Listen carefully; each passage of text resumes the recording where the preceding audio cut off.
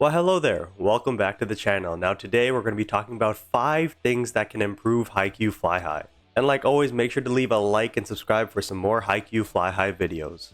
Also, don't forget to check out the other series on this channel. It's an FC26 Everton Career Mode series, so if you're a fan of soccer or football, go ahead and check that out. And also, I have another channel that was technically supposed to be my main channel, and on that, I talk about North American sports, specifically hockey and soccer for the Vancouver area. And tonight is the home opener for the Vancouver Canucks. So I just posted a video yesterday doing a season preview for the Vancouver Canucks. So if you are a fan of hockey, so if you want to consume more content from me, go ahead and check out that channel. Make sure to leave a like and subscribe on that video. The link will be in the description down below. Now, with all that being said, let's get into the video.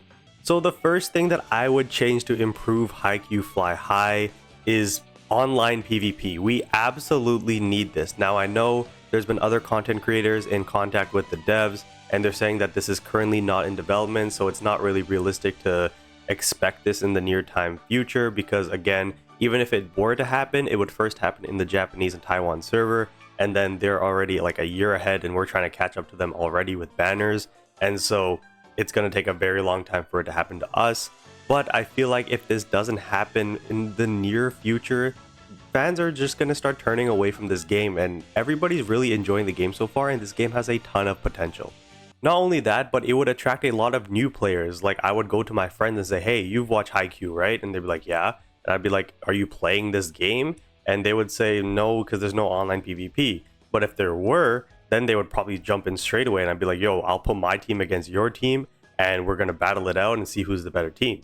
I mean, I don't want to dive too much into this because this is the most obvious one on the list. We need online PvP. We just need it. Somebody, the devs, we just need it. So the second thing that I have that can improve Haikyu Fly High is the ability to get SSR and memory tickets a lot easier. So as you can see here in the bottom left, it says claimed, and there's one SSR ticket here, and it is for every match. So technically, I got 14 SSR tickets from doing all the Date Tech matches here. And the only problem with that is that once you clear them once, you can't get it again. And the only thing you can get is from them specifically, it's EXP and then a chance for a gym ticket. And this applies for every school. So as you can see, there's another SSR ticket in the bottom left here. And there's 12 matches for Tokonami. For Alba Josei, there's 12. And then for Karasuno, we can't check. But for Nekama, there's 11. So that was great on its own. You gave us the ability to get a lot of SSR tickets. But the problem is that now there's really no clear-cut way to get a substantial amount of SSR tickets other than doing like little objectives for the dailies, and you get like 1 or 2, and that's just not enough.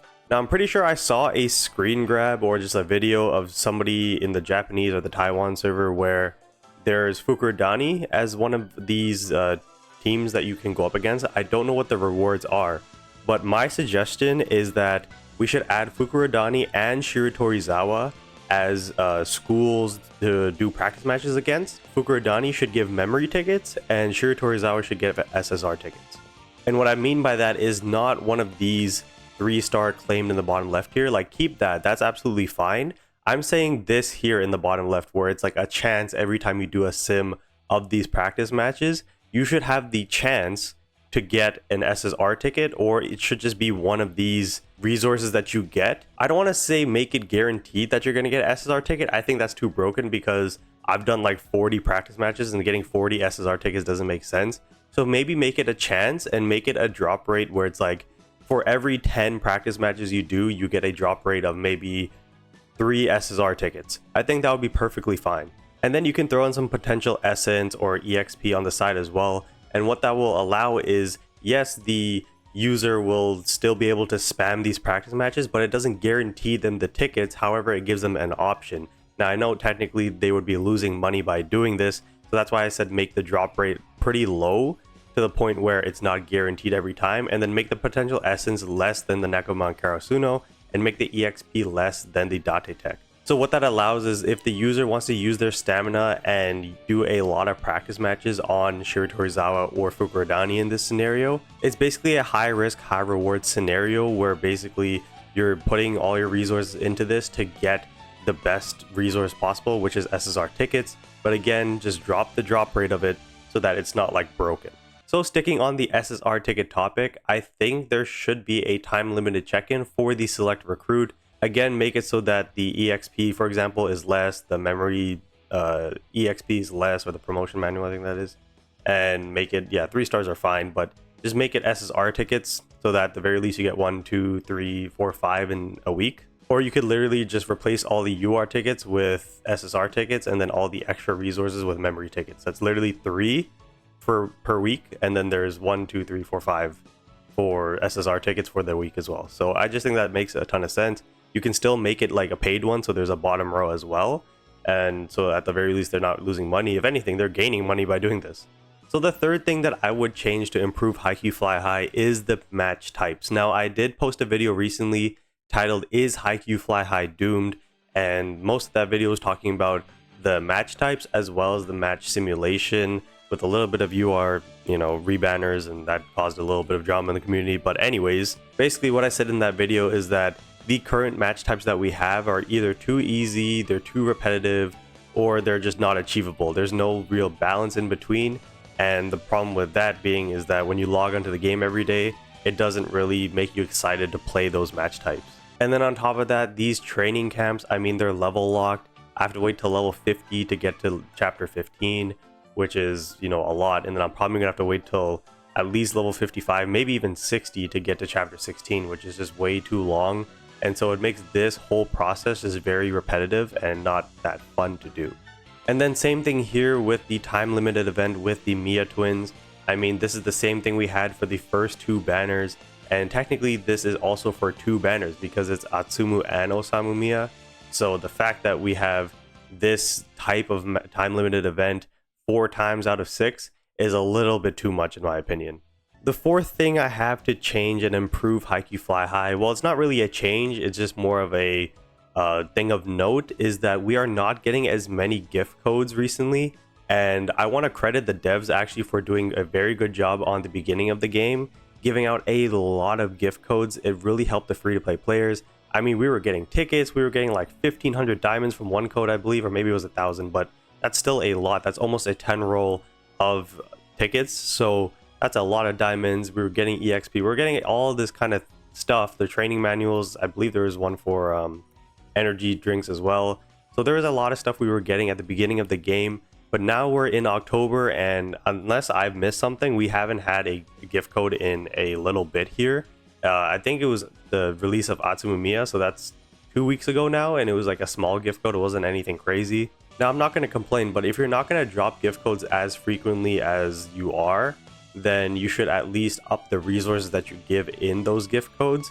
But if you release them like frequently, like if we got 3 SSR tickets, but they dropped a gift code in back-to-back weeks, then you would get 6 SSR tickets, right? So that is a good thing, but we got 3 SSR tickets 2 weeks ago, you know what I mean? So yeah, it's a little bit unfortunate. And for the free-to-play players that are now hitting a wall, I mean, technically if you are a pay-to-win player, you're also hitting a wall, but that's a different type of wall where you're literally just too good for the game right now. But for the free-to-play players, they're just grinding it out every single week, doing the same repetitive match types and the same time-limited events and the match streak when it comes out.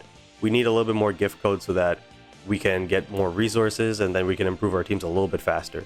So the last thing I have is actually not in the game currently, but it is a kind of future topic. It's going to be the SP characters and how much diamonds it will cost to get an SP ticket. Now in the Japan and Taiwan server, I believe SP tickets are more than 150, I believe.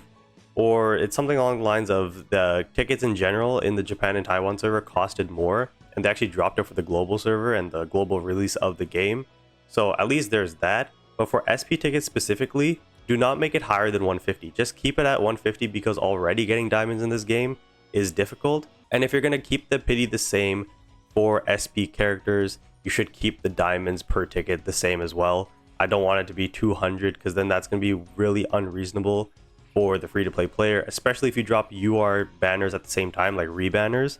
It's going to be very difficult to balance your diamonds between UR players, SP players, UR memories, and SP memories. And heck, you can even throw in SSR players and SSR memories as well. Because decisions like this can really turn your fan base away from a game that's done so well up until this point, and you need to continue that momentum. You need to strive to get better And this is by no means a shot at the devs, because I think they've done a fantastic job so far. It's just, again, I'm passionate about this game, I'm passionate about this series, and so I just want the best for it. So yeah, that is going to be it for today's video. Make sure to leave a like and subscribe for some more Haikyu Fly High videos. And remember, check out my other series and my other channel. The link is in the description below.